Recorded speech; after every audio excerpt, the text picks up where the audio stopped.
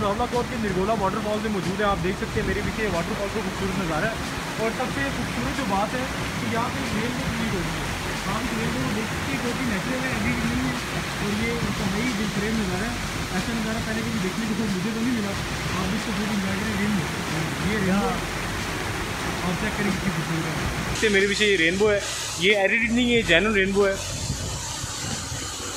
छोटी सी रेनबो है लेकिन बहुत ही खूबसूरत है। चेक करें, ये वाटरफॉल ऊपर से नीचे आ रहा है और नीचे जहाँ पे आ रहा है वहाँ पे ये रेनबो बन गई है।